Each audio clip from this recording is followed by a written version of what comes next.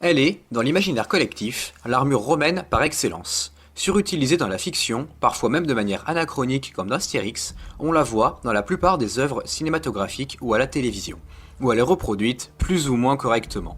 Mais ce qui est fou, c'est que des jouets et de meilleures reproductions d'armure romaine. Comme quoi, tout est possible, il suffit de faire un petit effort de recherche. Les découvertes archéologiques nous montrent que cette armure n'était pas la plus utilisée. Le flou entourant ses véritables origines la rendent fascinante. Si vous voulez en savoir un peu plus, restez un petit moment avec nous. Si vous avez vu les deux autres vidéos sur les types d'armure, vous savez que l'on va commencer par le nom. Mais restez avec nous, vous allez voir, c'est bien, promis. Malheureusement, il n'existe aucune information sur son nom exact. Voilà, ce fut court. Mais non, je blague, on va aller plus loin.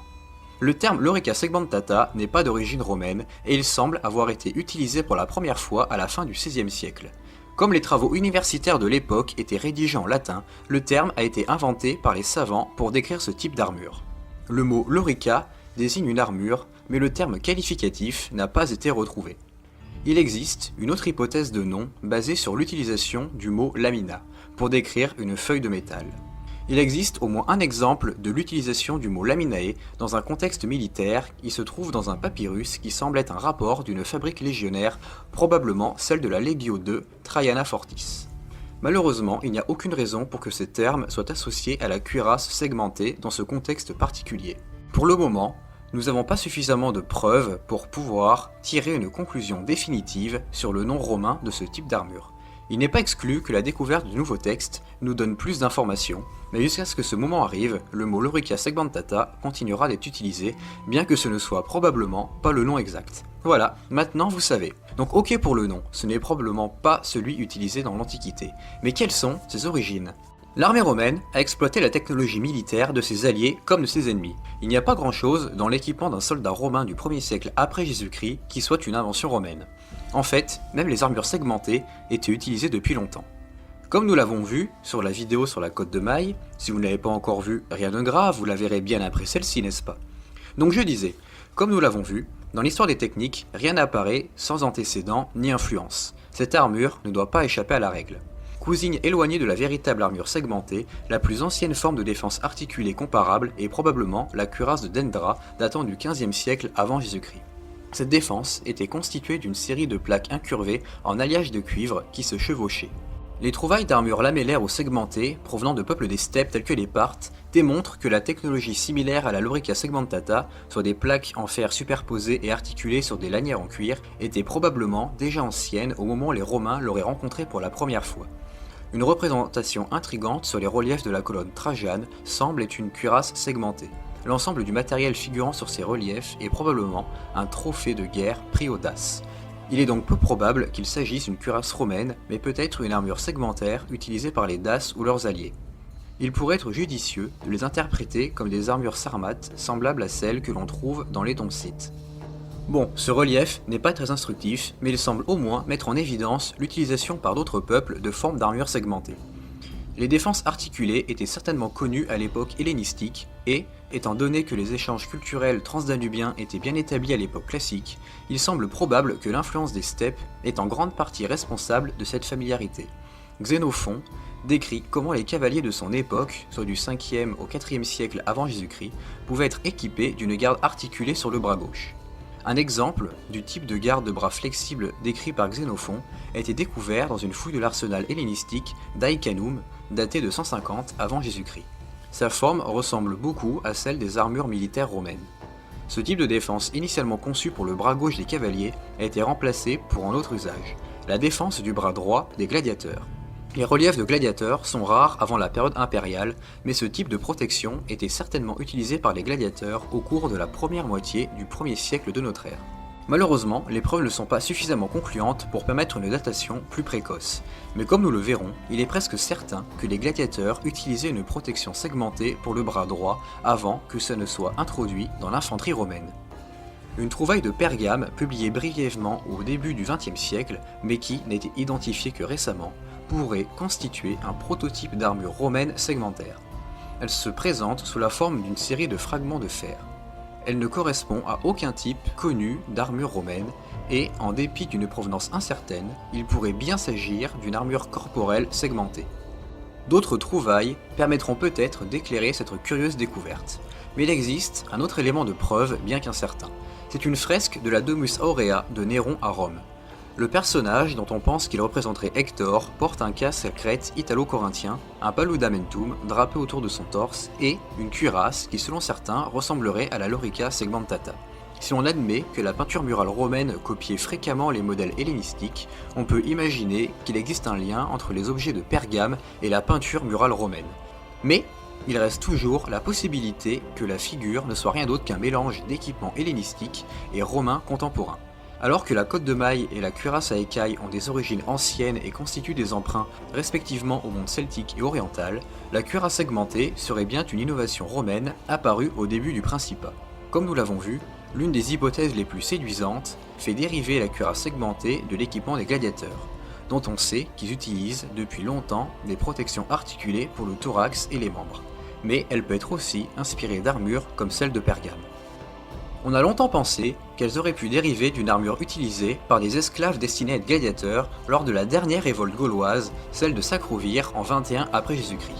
Nous avons ce texte de Tacite qui nous parle des forces en présence. Y ajoutent des esclaves destinés à la gladiature qui, selon la mode du pays, étaient entièrement bardés de fer. On les appelle crupellaires. Malhabiles à porter des coups, ils sont à l'abri d'en recevoir. Tacite insiste sur la protection presque absolue dont bénéficièrent les gladiateurs recouverts de fer, au point qu'il fallut des haches pour les abattre. Cette hypothèse était intéressante, mais les découvertes de Calcryse nous montrent que cette armure existait déjà au début du 1er siècle de notre ère, car il s'agit du champ de bataille de la célèbre bataille de Teutobourg qui a eu lieu en 9 après Jésus-Christ. C'est en 1994, lors de fouilles sur le site de Calcryse, qu'une découverte a prouvé que les lorica segmentata avaient été utilisées au cours de la première décennie du 1er siècle après Jésus-Christ, soit au moins 40 ans plus tôt que ce que l'on pensait jusqu'à présent. Lorsque Robinson a identifié les types d'armures de Corbridge et de Newstead, il n'y avait guère d'indices que des formes plus anciennes pouvaient encore être trouvées. Comme quoi, en archéologie, rien n'est jamais figé dans le temps. Des éléments d'armure de type Calcryse ont été retrouvés en Grande-Bretagne, à Chichester et à Wadden Hill, ce qui montre qu'elle a continué à être utilisée jusqu'à l'époque claudienne. Plus tard, en 2018, pour être plus précis et pour donner encore des dates car je sais que vous aimez ça ou pas, mais je fais ce que je veux, un amas rouillé de plus de 400 fragments de fer a été découvert en Allemagne à Calcryse. Celui-ci a fait l'objet d'une restauration minutieuse au musée de Calcryse pendant 5 ans. Il a dû en falloir du WD-40 pour virer toute la rouille. Le résultat est un ensemble presque complet de lorica segmentata. Elle comprend 30 plaques avec des bords en laiton et des ornements en étain et en argent.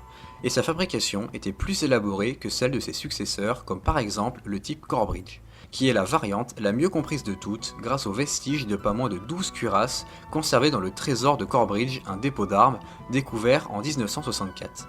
Les premières découvertes de ce type d'armure ont été faites à Carnuntum, Londres ou encore Ristisson. En dépit de ses avantages, la cuirasse segmentée demeure fragile. Les multiples charnières et crochets qui permettent l'articulation et la fixation des différentes plaques entre elles se brisent facilement. Et c'est sans doute l'une des raisons de leur relative abondance sur les sites. De plus, les bandes de cuir qui assurent l'articulation des épaulières sont rapidement attaquées par les intempéries et la sueur. La cuirasse segmentée est donc efficace contre les coups et dissuasive devant l'ennemi, mais on peut comprendre qu'elle n'ait jamais systématiquement équipé les légions auxquelles elle était peut-être destinée au moment de sa création. La cuirasse segmentée a, par rapport à la cotte de maille ou à l'armure d'écaille, un certain nombre d'avantages, notamment dans son efficacité. Elle est composée de plaques rigides et n'a donc pas la souplesse de l'armure d'écaille et encore moins de celle de la cotte de maille. La protection face aux coups des stocks est totale et bien sûr c'est pareil pour les coups de taille. Le combattant conserve toute sa souplesse de mouvement grâce à des articulations ingénieuses. La masse est également plus faible, de 5 à 9 kg pour la segmentata, contre 8 à 10 pour une cotte de maille rivetée et 6 à 15 pour une armure d'écaille. L'hypothèse selon laquelle les soldats auxiliaires et légionnaires étaient équipés différemment a longtemps prévalu. Cette idée est fondée sur la colonne Trajane qui montre plusieurs types de troupes utilisées par les Romains. La différenciation supposée pourrait-elle être symbolique ? Plus important encore, pourquoi devrait-on chercher à les différencier ? En examinant les découvertes de Ristisson, l'archéologue Hulbert a d'abord exprimé des doutes quant à la découverte d'un grand nombre d'éléments de lorica segmentata. Cette cuirasse ne semblait pas avoir sa place dans ce qui semblait être un fort auxiliaire si l'on reste dans l'idée qu'il s'agit d'une armure de légionnaires et prétoriens. Maxfield a poussé ses doutes encore plus loin en 1986 au point de s'interroger sur l'existence d'une réelle distinction entre l'équipement légionnaire et l'équipement auxiliaire. En regroupant les preuves représentatives, Maxfield a noté que si les légionnaires et les prétoriens étaient représentés en lorica segmentata sur la colonne Trajane, aucun auxiliaire n'était représenté ainsi, et étant donné la nature discutable de la colonne, il a estimé que ce que montre la colonne est clairement erroné et doit laisser ouvert la question de savoir si les auxiliaires pouvaient être dotés de segmentata. En ce qui concerne les données archéologiques, il a estimé que les quantités d'accessoires d'armure segmentées récupérées en particulier dans les forts danubiens comme Restisen, Aslingen et Oberstim étaient trop importantes pour être expliquées comme provenant de légionnaires de passage. Il serait d'ailleurs bien étonnant de laisser des armures sur place. De plus, la province de Récy n'avait pas de région propre basée là-bas, et ce au moins jusqu'au règne de Marc Aurèle. Les légions les plus proches étaient celles de Germanie supérieure.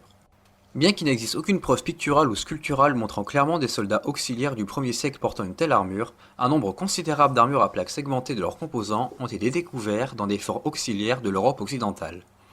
De nombreux éléments d'armure segmentée ont également été découverts chez les Bataves. L'équipement militaire a longtemps été considéré comme des objets caractéristiques des sites militaires, mais des recherches récentes ont montré que ce type d'objet se rencontre aussi fréquemment dans des contextes ruraux tels que les fermes et les petites agglomérations. L'un des meilleurs exemples pour l'utilisation de cette armure chez les auxiliaires est le site aux Pays-Bas, où en plus d'un fragment de diplôme du début du IIe siècle, on a trouvé plus de 60 éléments d'armement et d'équipement équestre des 1er et 3e siècles, mais aussi de nombreux éléments en bronze d'un ou plusieurs ensembles d'armures de plaques de type Corbridge. L'association d'un diplôme militaire qui était remis aux soldats auxiliaires à la fin de leurs 25 ans de service à des éléments d'armure segmentés en confirme l'utilisation par les troupes auxiliaires. Avec ces différentes preuves, il est aujourd'hui plus difficile d'argumenter contre l'utilisation des armures segmentées chez les auxiliaires que l'inverse. Voilà ce que nous pouvons dire à l'heure actuelle sur les armures segmentées. J'espère que vous aurez appris des choses, et si vous avez apprécié la vidéo, n'hésitez pas à liker, commenter et à vous abonner.